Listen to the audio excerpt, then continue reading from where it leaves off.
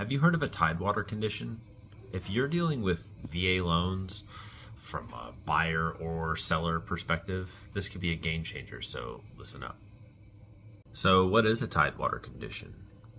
Specific to VA loans, a tidewater condition is called by an appraiser when the home is not going to appraise or seems like it is not going to appraise for the contract price. In many cases, I've sold over 40 homes this year. And in many cases, if you do have an appraisal that's going to come in low on any standard loan, conventional, FHA, USDA, and sometimes, well, not VA usually because of this tidewater condition, the appraiser will quite literally just bring it in low and submit it to, the buyer's lender, buyer who paid for it.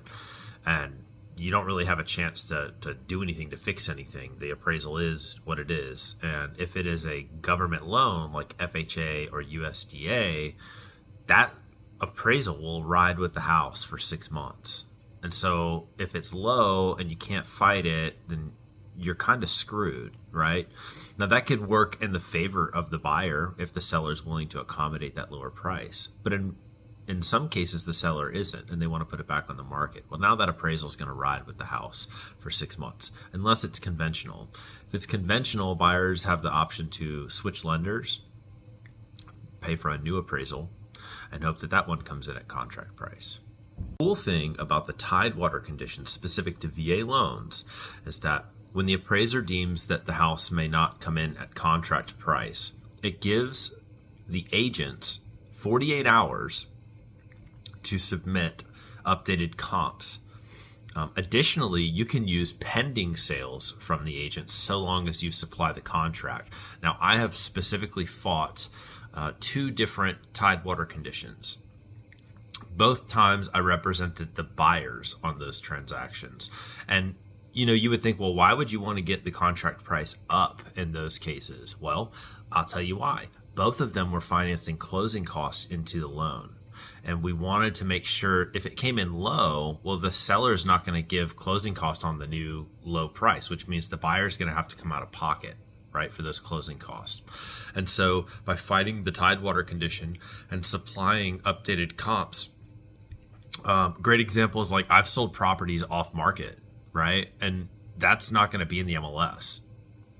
But I do know that it's sold, and I know exactly the address, and I know what it's sold for, and I know the stats on the house, bedrooms, bathrooms, square footage, the condition of it, right? So in a tidewater condition, I'll write up this whole report and all these comps in grid format and submit it to the lender. Now, here's where it's tricky, and this is where most people lose tidewater conditions. If you're not working with a lender that is quick on their feet, and they miss that 48-hour deadline, you are screwed. It does not matter if you have comps. They have got to get those submitted within 48 hours.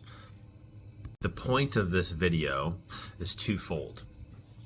One is the next time you hear tidewater, don't panic.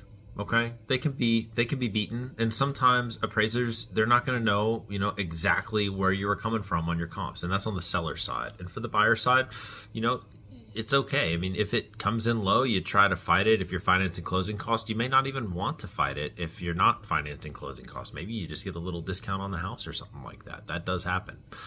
Number two, it is important that you are working with a realtor that understands tidewater conditions and how to fight them, especially if you are selling a house. Because there are many agents who do not know how to fight these and will not be able to retain your equity, right? So it is super important that you work with someone who's willing to put in the extra time and effort to tackle that issue. Have you ever experienced a low appraisal when selling or purchasing a home? I'd love to hear about your experience. So drop a comment in the box below.